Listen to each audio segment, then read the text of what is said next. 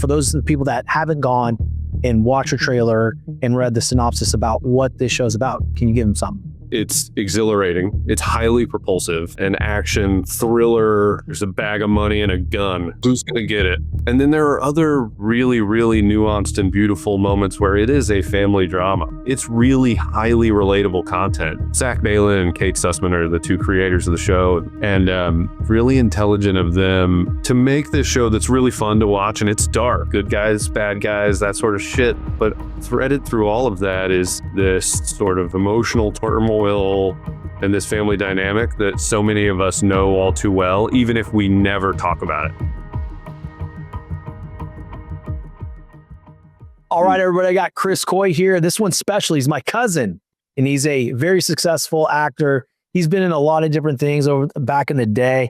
He's been in so much, I'm going to miss a lot, but he's been in Treme, been in Banshee, True Blood, had a bunch of cameos in TV, been in The Walking Dead, but most recently he's got a new one coming out, co-starring with Jason Bateman and Jude Law with Black Rabbit on Netflix. Man, what's up, baby?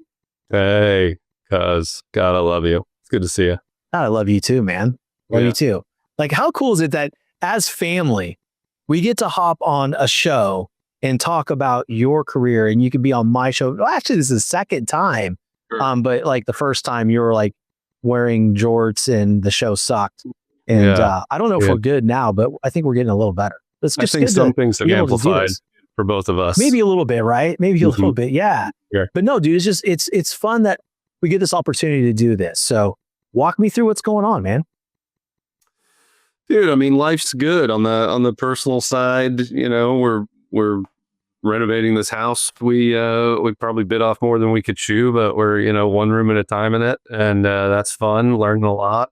Breaking some stuff here and there, and kids are good, happy, healthy, volleyball and jujitsu, and they're doing their thing, and I'm just loving watching. That's definitely That's awesome, dude. That's the best role I've got. I know you feel the same way. Like that fatherhood stuff is just it's the hardest though, isn't it? It's the best role, but it's the hardest role. It's where I like measure myself on the daily, how did I do today, and what kind of dinner tomorrow with them. But anyway, so they're good. Alice is good. She's still patient and tolerant of me. And, God bless her, man. What a saint. It's true. It's true, man. God, never been happier there. And then professionally, waiting on this show to drop. It actually had its world premiere last night in Toronto at TIFF. Yeah, TIFF. Yeah, which was fun. I guess by the time this airs, it will have been a week ago or so. But looking good. People are liking it. But for me, I mean, it's and this is selfish, I guess, but I just love it. I love the show, and I love working on it, and dreamy, going to work every day, and all of my stuff is either with Jason Bateman or Jude Law or a combination of the two, and then the rest of my stuff is with this Academy Award winning deaf actor named Troy Kotzer, who's just an absolute icon.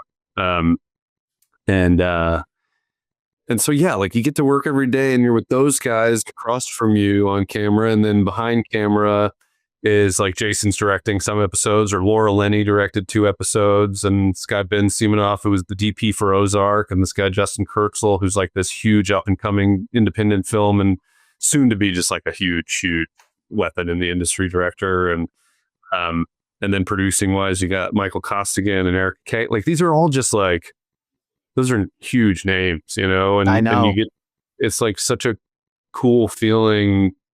And this feeling, I know you do, going to work and being in a room, and you look up or you look around and it's just all stars, and you're like, man, like, am I in the right room? And like, dude, I know that feeling all too damn well, like, yeah, man. Both have like humble beginnings, and really kind of like, I think that, you probably relate to this more than most. Not just because, we're family, but because I know where you come from.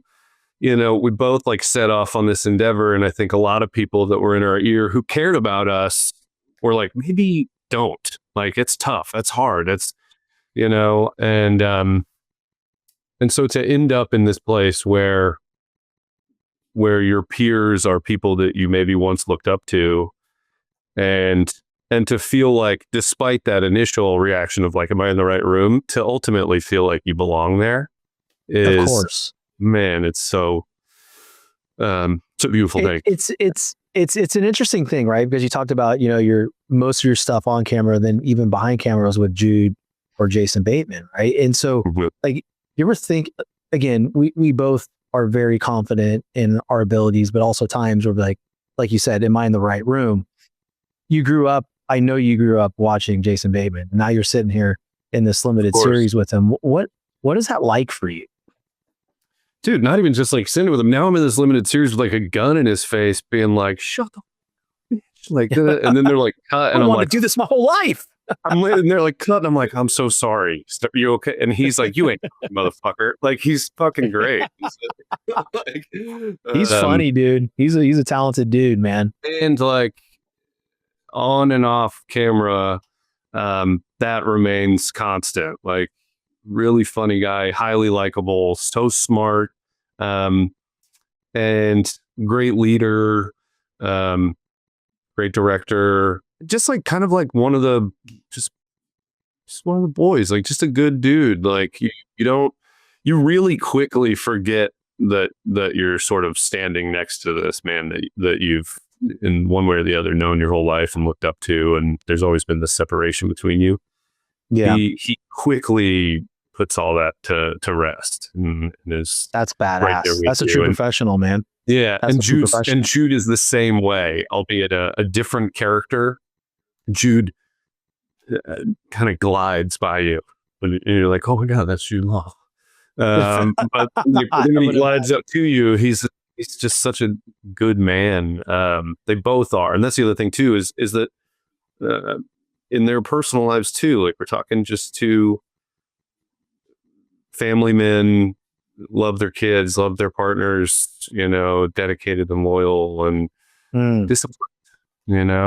We were talking about earlier. Like, that's amazing, dude. It's good to know that, because you see people on screen, you don't know like what they're like, off camera. Like, you look at Barry Bonds, he's the best baseball player ever, but he has his things, right? Like, he's not very approachable. So it's always nice when, you have someone on screen. Like, for me, I'm not an actor yet, but I sit there and I'm going to throw that in there, but I sit there and I'm watching Jason Bateman. I'm like, I wonder what that guy's really like in real life. You know what I mean? Because you grow up and you see somebody in so many multifaceted roles. But again, like, all to say, this episode is not about him. It's about you and your experience within this series. But dude, like, I watched the trailer. Obviously, I'm watched it multiple times because you're in it like 3 times. I'm like, holy shit, this is really, really cool. Drops the 18th, right? Drops the 18th. What are you allowed to share? I'm assuming you're allowed to share what's public. For those people that haven't gone and watched a trailer and read the synopsis about what this show's about, can you give them something? Hey, we're going to take a quick break to hear from our Powered By sponsor. We're proud to announce a partnership between White Sands Treatment Centers and the Determined Society. With multiple locations across Florida, White Sands provides luxury, top-rated addiction treatment, from medical detox and inpatient care to outpatient support and long-term aftercare. Their resort-style campuses, expert clinicians, and holistic programs create real, lasting recovery. Together, we're committed to bringing hope, resources, and healing to those who need it most. White Sands Treatment Centers. Sure. And I mean, if if this is going to come out a few days after it airs, or after it's available to the public, it probably will. Yeah, then there's not much that I need to be tight-lipped on. But for safety's sake, I mean, what I can share is that it's exhilarating. It's highly propulsive. It's very much, it's a layered show, though, man. There are tons and tons of moments where it is an action thriller, there's a bag of money and a gun, and like, who's gonna get it? And then there are other, God, really, really nuanced and beautiful moments where it is a family drama, where it is a story of siblings and the dynamic between them, and what happens when these two people who grew up in the same house ended up very different people, who actually, despite growing up in the same house, maybe had two very different experiences, and that consequently led to them ending up on the opposite side of this spectrum. And is that conducive to success? And sometimes with siblings it can be, and then sometimes it can be debilitating.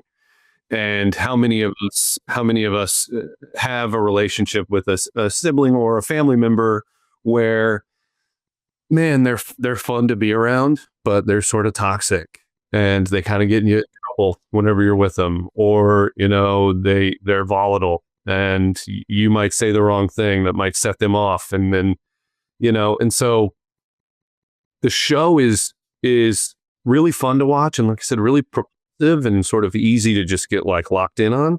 But there's also, it's really highly relatable content, because it doesn't really matter where you come from socioeconomically, even, or culturally. Like, that's just a through line in families. Like, there's bound to be some drama and some volatility, and we all, directly or indirectly, know what that feels like. We've either seen it or been in it before, and I think the show does a really good job of threading all of that.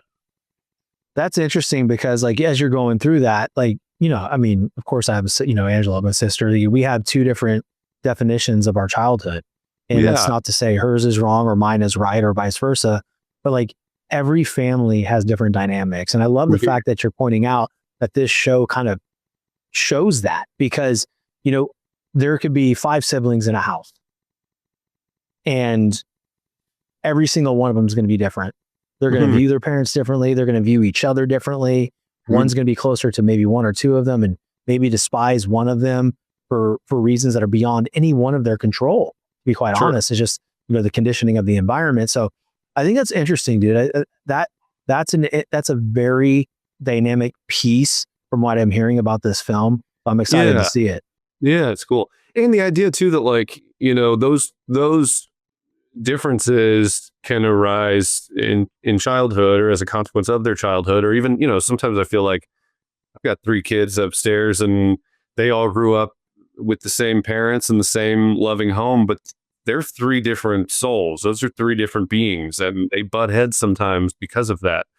But what's sort of interesting about the show, or what some of it is about, is that no matter where we go in life, or how we grow, or how far apart we grow, some of that stuff stays. Some of that stuff stays the same. You're at 40 years old, in some ways, despite or within all the growth elsewhere, there's still that same kid in there.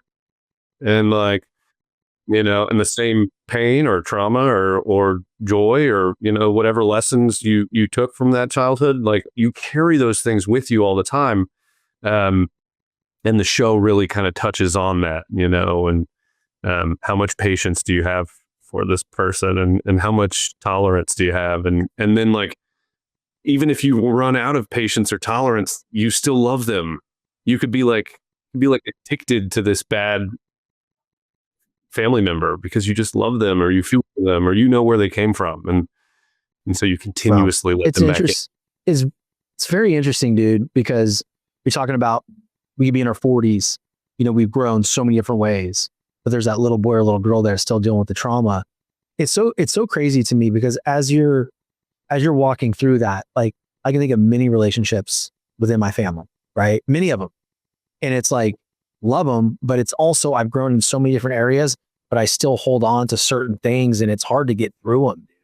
It is really hard to get, you know what I mean? Because like, how do you go back? Like, how do you, circumvent and just like, hey, let's pick this back up. Like, where did we go wrong? because Yep. you fear that the reaction is going to be the same as it was 10 years ago. So you Right. fall into this area where like everything is just status quo and you just continue living your life and growing, but then you don't Mhm. know that other person. That's right. Yeah, and that's such a just like it's just a part of the human experience for so many of us. And I think that it was really smart of Zach Balin and Kate Sussman are the two creators of the show. They wrote the whole thing, and really intelligent of them to make this show that's really fun to watch, and it's dark, and there's like I said, and there's many moments where it's a bag of money and a gun and a cat and mouse and good guys, bad guys, that sort of shit.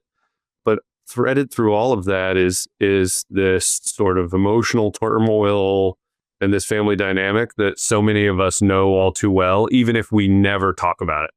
And so like all of a sudden you're watching this thing and you might not even tell the person you're watching it with, like, damn, that's me and my sister, or that's me and my brother. But in That's here, interesting. you're going to be like, I know exactly what he's feeling right now. It's crazy because I've watched the trailer a few times, like I said. And when you're talking about like the gun and a bag of money, the intensity, the darkness, but then Bateman will throw in some fucking weird humor. Like he showed up at the thing, he's sitting there with no shoes on. He's like, I got a good price on the bus. He's like, you sold your fucking shoes on the bus. He's like, I'm chipping away at this motherfucker. And it's just, I'm doing my part. And it's just like, he's super serious because his back's against the wall, but it's still funny ass Jason Bateman. Yeah, of course. I think that, he's such a brilliant performer, and he's so circling back to the experience of working with him. Like, he's so fun to work with because of that. He's real loose, and Jude plays it that way too, fast and loose. Like, yeah, we've done our work because we're disciplined people. We've done our prep. We know the scene back and forth. We know my lines, your lines, his lines, her lines.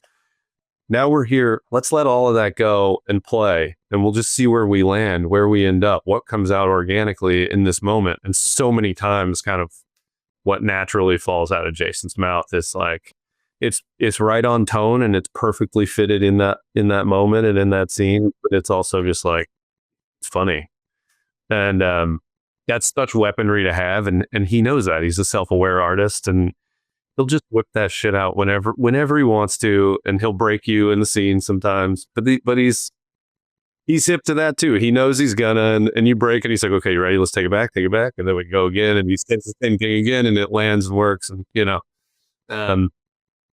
and he's fun to work with as a director too for those reasons, because he wants you to play like that, and that brings.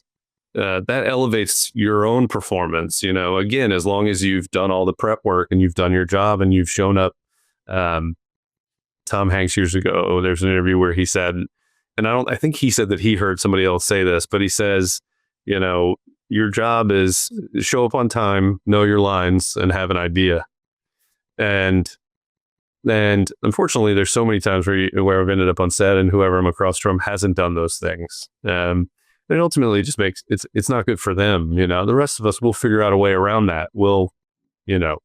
But he's a great director to work with if you have done those things, because he wants your idea, and like, he wants you to play. He wants, you're like, what if I did that? He's like, don't even tell me, just go. Let's go. Let's see what happens. And like, man, that's so conducive to success on camera. That's pretty cool, because we had a conversation on the phone the other day. I said, I don't know if I'd ever be able to memorize like line for line for line. He's like, no, dude, like the great ones, they have an idea, they've done their work, but then they just go with what feels naturally. How much of that really happens on camera?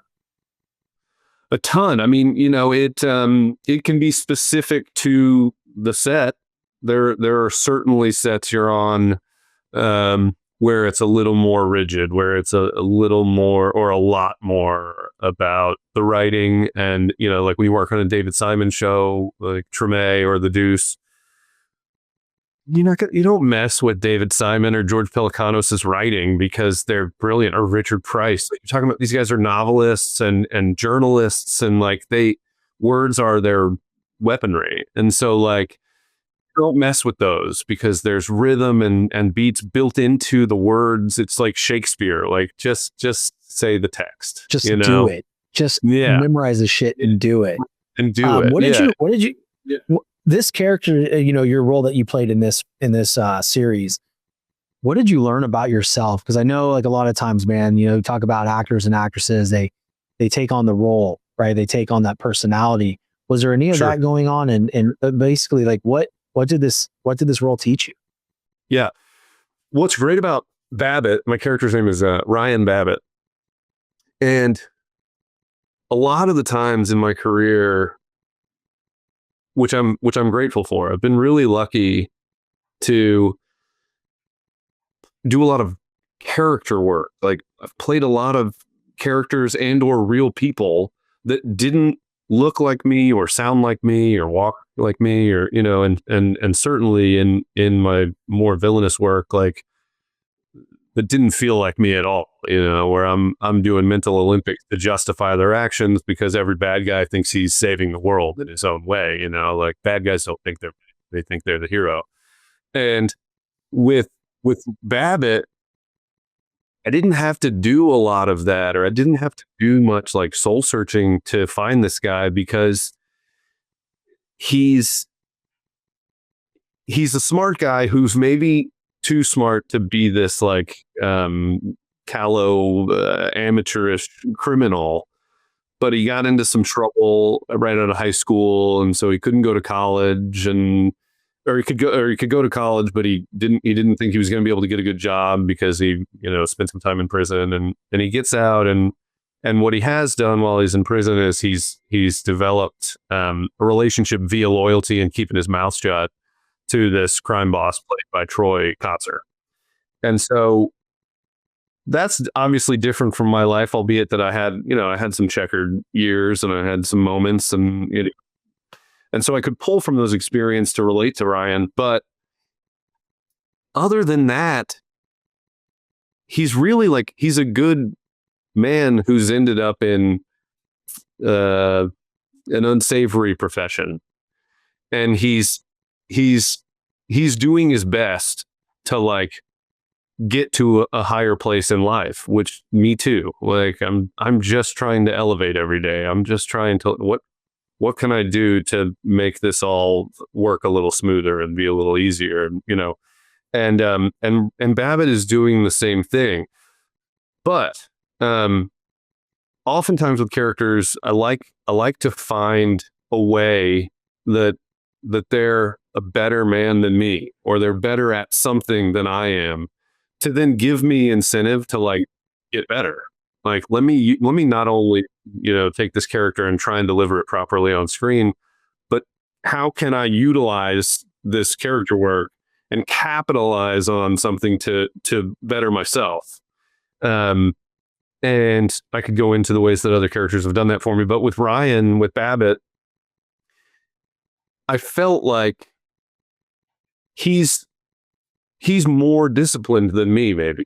And in the moment when I was building him, I was like, okay, obviously, like I want him to be big and dangerous and jacked, and so like I'm going to work out. But I've done that before. I've ripped up guys for character work before, and so I was like, what's even more like what? And then what's maybe surprising about him? And I was like, well, my counterpart in this show, I have like a partner in crime, and he's a bit of an addict, and it's not in any way that's like a big. It's not a big story point or anything like that. It's just there. And the reason that you sort of get away with it just being there is because the audience, or even, me, the audience, as I'm reading the script, and it's like, he does a bump of cocaine. You don't even go like, oh, he's an addict. He's a criminal. And so you're like, oh yeah, of course he's doing it. And it means nothing to you. And so for me, I was like, what if with Babbitt, he's fully sober and clear, and he doesn't just work out. He's paleo, and he doesn't drink alcohol, and he has never done a drug. Like, he is a consummate professional in this dirty, grimy criminal underworld. And yeah, and ultimately what it did is that, I look better, I think, on screen on this show than I've ever looked, because I'm healthier than I ever was. But what I learned about myself as a consequence of that action was that those things work and that I feel better when I'm healthy and when I'm sober. And I mean, God, this is revelatory. I don't know if anybody's ever said this out loud before, but I replaced alcohol with water and I feel amazing. Oh, okay. Yeah. Yeah. I don't touch alcohol, dude. Yeah. I mean, Chris, like I got to tell you, man, like I went through my own journey, man. And it's almost like, you know, you go through these points in times where you look at your life, you're like, why am I stuck? Like, why am I not elevating to where I want to be? Because you know the potential that you have. I think everybody, if they sit there and say like, I really don't know what I'm capable of, I just think they're afraid to voice it out loud or even to acknowledge it because then they have to move on it, right? So the fear takes over. But like, I had to get on fat, bro. Like I was like, this is too much. I have to watch what I eat. I have to work out constantly and I have to lean the hell up. And the moment I did that, everything for me changed. Like literally everything. Because dude, it brings the level of discipline and the type of confidence you build when you're doing something very, very difficult. It's like the one thing, right? For me, that's what my one thing was. For you or for somebody else, it might be something completely different. Could be they just need to read more, but they're stuck and they don't, right? Sure.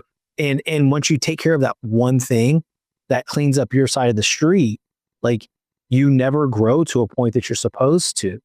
But like, dude, when you talk about replacing alcohol with water, like, man, like I used to be the point where the only time I really drink would be college football season. Mm-hmm. We've just completed week 3. I've had 0 drinks. Like I just don't, dude, honestly, like I'm not against people drinking. You know, I'm not this, I never had a problem, you know, but like, I just don't like the way it makes me feel. It makes me sluggish. I'm not as dialed in. I'm not as disciplined. So why the hell would I do it? If it doesn't make my boat go faster, I ain't touching it.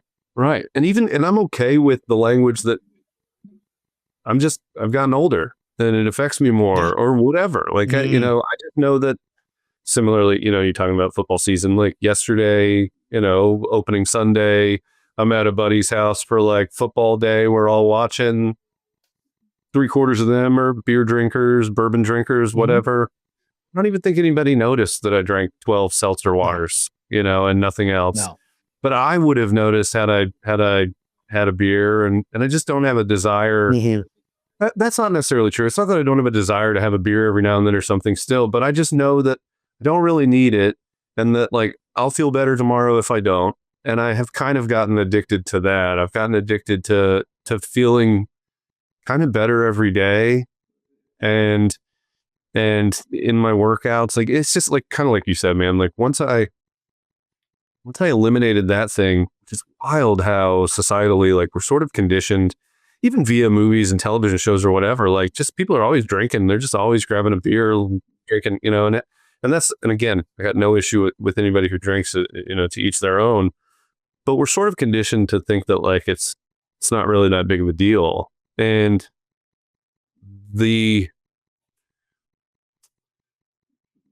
it's out of whack how much better it made me feel when I stopped doing it, if indeed it's not really a big deal.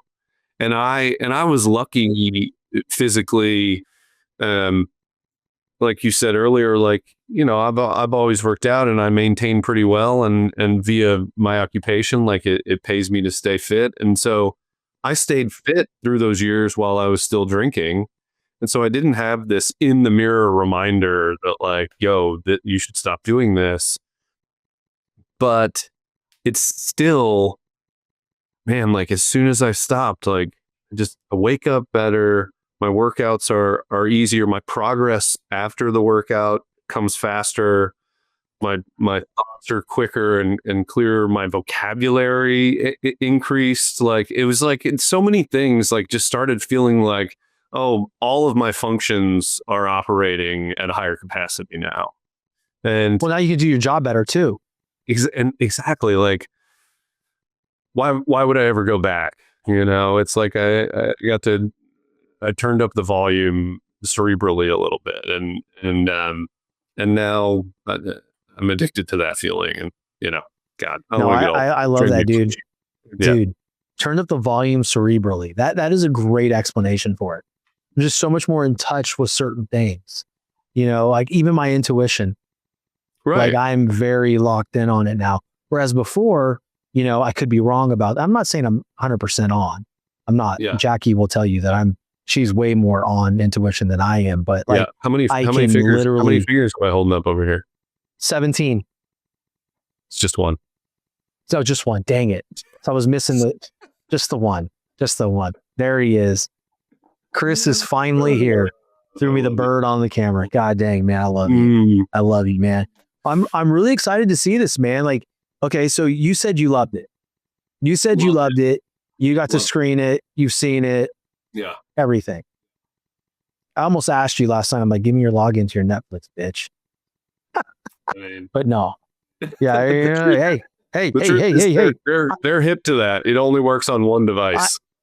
I know they are. Gosh, it's like the freaking the Netflix police. Nah, dude. I'm gonna wait until it comes out. It's only a couple weeks, dude. So I'm jacked up about it. And it all I always drops love at the characters, once. but You can just sit there. You're not doing the 2 episodes like and then hold me out for a week. I guess Netflix doesn't really do that. Netflix drops it all at once, and it's globally with this one. So like following, they do that.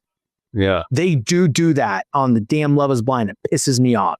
They do maybe. it. Okay, sure. Well, with us, you know me, dude. I love my reality just, shows. Yeah, I love my reality shows. Bro. That's good, man. So Jackie will wake up in the middle of the night, see me on night 1, 2 o'clock in the morning. Yeah. How many episodes is it? It's 8 epides. Oh, lovely. Good. And it's pretty fast paced. Kind of hard to put down. Okay. But then like with enough relief in there to kind of like where you stop sweating, and let your heart rate come down, and enjoy some drama, and then then here we go again. There was one show, I can't remember what it was, like my heart rate was up the whole damn time. I can't remember what it was. Oh, it was Adolescence. Oh yeah. People love that show. I haven't seen it yet. Watch it. Yeah. It's crazy. It parallels real life so much, dude. And I was actually on Piers Morgan's show, and we talked about that the first time I was on, and it was just like my first exposure to like big media. And I'm like, what the hell's going on? Like this is, people are actually literally talking about Hollywood impacting real life. And I've seen it in so many different areas. Like you look at the Menendez brothers, right? That limited series came out and they got a retrial, right? They got a resentencing or whatever. And then, Amy Bradley disappears on a cruise how many years ago? Now, we think she's alive. So we think we saw her. Now that thing's back open. So I don't think people realize how impactful Hollywood truly is, man. And it's just really cool. Even if it's, a show like yours where it's fiction, right? But it parallels real life so much that it gets people to think. I think those are the best shows. Yeah, me too. Again, that's why I'm really, really proud to be a part of this one for that reason. I think that in the home, in the living room, where they're watching the show, there's going to be a lot of people who maybe don't feel seen in their trauma when they're watching TV or movies as much as this is going to kind of touch them. And there's a lot of different characters in the show. It's a big ensemble, and everybody kind of has their own struggle they're going through, and that's talked about in the show. And there's going to be a lot of people, I think, that when they're watching it are going to be like, man, I'm Jake, or I'm Vince, or I'm, it's really, really, it's cool, man. There was one show that everybody always compared himself to. Do you know what that show is? Friends. Yeah.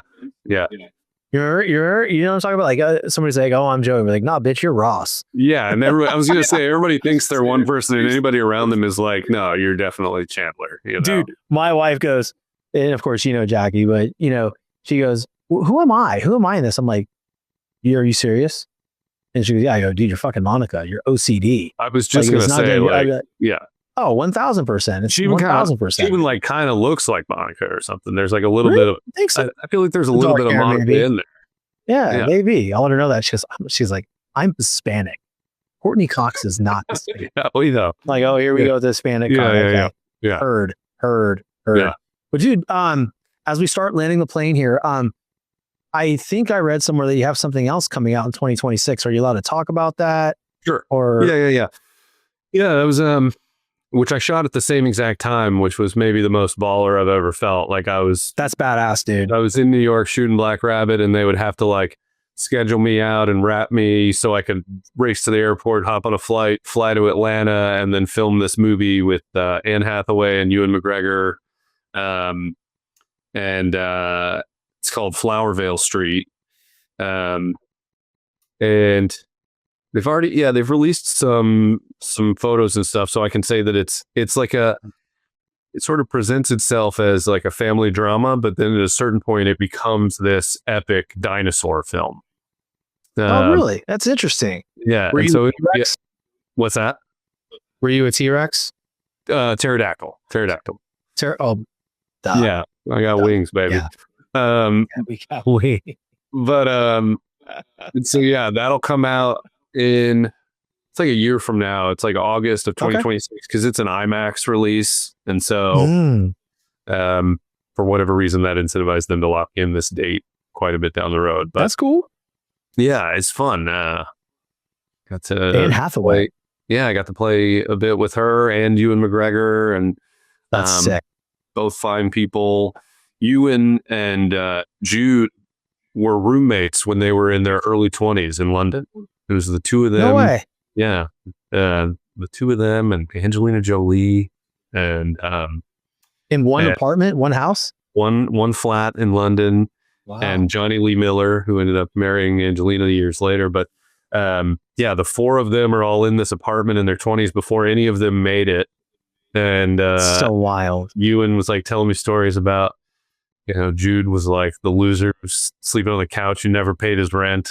And like, I would be in Atlanta and Ewan would like tell me a story, and then I would fly back to New York and I'd relay that story to Jude, and he'd be like, yeah, that's true. Did he tell you I stole? You were the shit star. You were stirring shit. I was kind of a little bit, but like that's on great. This like major league level, like it was like, oh, absolutely. It's the big leagues. It was so much fun. Yeah. It was like, dude, that's freaking awesome. And they were awesome, both man. great sports about it. And it was fun, That's good, man, dude. I thank you for coming on, man, and talking to us about Black Rabbit, dude. I love you too, man. This is such a blessing, bro. So good to see you. I can't wait to see you on the screen, dude. I want to get you and the family out here to the house too. Let's do it. Let's do it. I'll text you or call you here after, and we'll set something up. Yeah, dude. Hit me up tomorrow. Actually, I'm slammed the rest of the day, but hit me up tomorrow. We'll get with Jackie and we'll do it. Because I need some time with my cuz, bro. Yeah, man. I need some time with Come see the farm. That'd be fun, dude. Spend like a week there. We should do like a week. Do it. Yeah. I'm down. Trust me. You stay much longer than a week, and I'll like make you help me with renovations and shit. So like a week's like a nice. I'll bring my tidy whities. I don't have any. I'll go buy some. Okay. And you'll wake up and you're like, Alice was shaking her head and you're like, what's going on? She goes, I was wondering how long into the interview we would get before it got real nice and weird. I mean, yeah, I'm kind of disappointed. A lot longer than I thought. But we're both a little more locked down than we were. Like we have to be a certain way now. We've grown up. We've grown up. I'm proud of us. I mean, imagine that, dude. Imagine that we grew up actually. That shit's crazy. Before we go, I gotta say, man, speaking of growing up, you're just earlier talking about Jay Leno and you were on Truce Morgan and all that stuff. Like, I know you, bro. I remember. I know, where we came from. And like, it's so beautiful watching you become emblematic of what your show represents. Like you are the Determined Society. You are you're not just the host. You're the mascot. You're such a picture of determination. It's a beautiful thing. And I mean that. I love you. I'm proud of you, man. Well, thank you. I mean, I get compliments from time to time, but to hear it come from family that knows my struggle, knows my demons, knows everything about me. It means more, dude. So thank you, dude. And likewise, man, I know where you've come from. I've known what you've gone through, and to see you out there still killing it. And you mentioned something earlier in the show, how maybe don't go do that. I remember those moments. I remember when there was this massive like drama around you graduating early in the administration at the time of the high school you went to. I don't want to put them on blast, but fucking Google search, guys. It's not that hard. But like I look at it and I always kind of sat there and I'm just like, what's the big deal? Like, he has a dream. Like if someone told me right now, like, or back then, like I can't remember what song to. I think I might have been talking to my mom. I go, if someone told me right now to go grab a bat and catcher's glove and a catcher's mitt and report to the Oakland Athletics, I would have done it in 2 seconds. So I commend you, dude, because it wasn't all sunshines and rainbows, dude. No, they held like a meeting with the administrators at school and brought me, which again, that's what I was saying earlier. It was like the people who cared about us. It wasn't Joe Schmo being like, you shouldn't do that. It's a pipe dream. It was like people who were intelligent enough to sort of read the stats and cared enough about us they thought they were being protected. But yeah, like, that principal and several other administrators sat me down and were like, you have other options. There's scholarship here and there's, you should go do something else. And, looking back and really in the moment, I remember being like proud of that moment as well. But in hindsight, even more so, like, I love that I was just like, sorry, not sorry, guys. I'm going. You never wavered. There was not ever a question of what you were going to do. Yeah. I mean, this is maybe too personal and only, you know exactly what I'm talking about, but that was grandma, grandma was in this year my whole life being like, you can do anything, man. You can tell them all to go to hell. Go get it, baby. Yeah. Well, yeah, we're still working on it, but now I pass down those same sentiments to my kids. I tell them all the time, like, I'm a dreamer and I'm still working on it, but like, I'm every day right in front of you. There's proof that, like, it can be done. It doesn't matter what anybody tells you. You can figure this shit out. You'll appreciate this, man. So this morning, every Monday I take the kids to school because Jackie has meetings and she can't take them. So I take them, get them there a little bit later. And Mia was sitting there. I was eating with her this morning, right? She goes, I am so lucky to have you as my dad. And I'm like, nah, kid, it's the other way around. I'm lucky that you're my daughter because you make me the father I am. You, your brother, and your sister. She goes, no. She goes, I was at school the other day and my friend came up to me and said, your dad is the determined society. That is so cool. And I'm like, wait, hold on a second. Dude, Mia's freaking 6. She's in kindergarten. I'm like, Mia, I think you have it messed up. I don't think your friend came to school talking about me and my show. She goes, he did. You're friends with his mom. Call his mom. I'm like, this is wild to me. And she goes, Daddy, it's just really cool because you just help people. And I think that I don't think I'm anything special. I truly don't, man.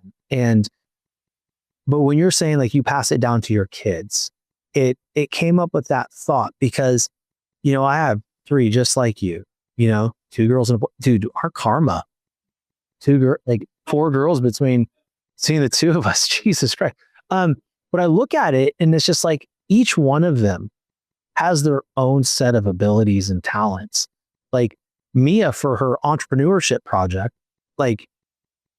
she's not in kindergarten. She's in 1st grade. I apologize. She, I guess, got done with kindergarten last year. Great dad I am. Here we go. Well, her project, she's like, I want to do an entrepreneur project, but I want to do it with you. And I was like, okay, what do you want to do? She goes, Panda Talk. I'm like, what's that? She goes, my podcast. Let's build it. I'm like, what? So we did a poster board of, this whole concept of panda talk, but helping children get through their big feelings and how to communicate them to their peers and their parents and their teachers. And so like I'm doing this with her and I'm like, why do you want to do this? She goes, because you show me it's easy. I was like, oh, okay. I didn't get too deep with it. I'm like, God, this is the hardest thing I've ever done. But like, you make it look easy, man. That's cool. I don't know about that, dude. I appreciate that. But God, I look at some of the old stuff and I'm like, I can't even go back. Same, but I think that's anybody. Like if you don't, if you're not looking back on this path you're on and seeing some wreckage back there, I mean, then you probably weren't. You probably weren't. Doing something risky or hard enough. It should be kind of messy back there. Yeah, I love that you're just now finding out that. I love that you're just now finding out that most of the demographic that watches your show is elementary school kids. We all knew that. We're like-minded. You're the same maturity level, It's like, they're not playing up to me. I can tell you that. I'm going down to them. Like, it was just kind of amazing to me. I was like, well, I don't see that on my analytics. I think he's lying. He's a little liar. Yeah. Maybe he's using his parents' account. Nah, but dude, this has been such a fun time for me, man. And I'm super excited for your show to come out. And I just can't wait, dude. Can't wait. So let me ask you one more quick question here. Mm-hmm. So this is a determined society, right? And I want to know what your true definition of determination is.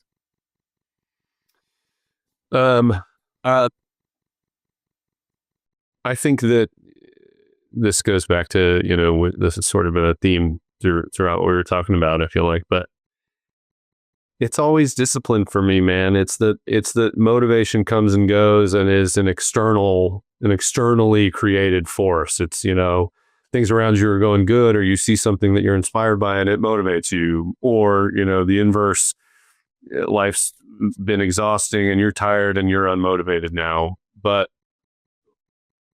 discipline comes from within, and for me, I'm always trying to focus on what can I control. I can decide that I'm working out whether I feel like it or not. I can, and we could go into microcosms of that, whatever it is, getting in the ice bath, like, God, I don't want to fucking do this right now, but we're getting in because I said so. And then once we're in, we're staying in for the full 5 minutes because I said so. And my mind and my body might be like, get out. But that thing in me that's actually driving, your soul, your whatever you want to call it, because I said so, man, we're not stopping. Man, dude, that fires me up, bro, because that right there is something that I want the audience to really write down, because I said so. Because there's something going on in their life right now that they say, you know what, I'm going to do this tomorrow, but then tomorrow comes and they don't do it. So what happens in those moments is you tell yourself that you can't trust yourself. Like if you break your word to yourself, and you can lie to people, which I know what you mean. I'm not saying go lie to people, but you can. They may not never know the truth, but when you break a promise to yourself. And it's usually those moments you break the promise to yourself, you miss out on an opportunity for growth and success. So because I said so, I mean, damn it.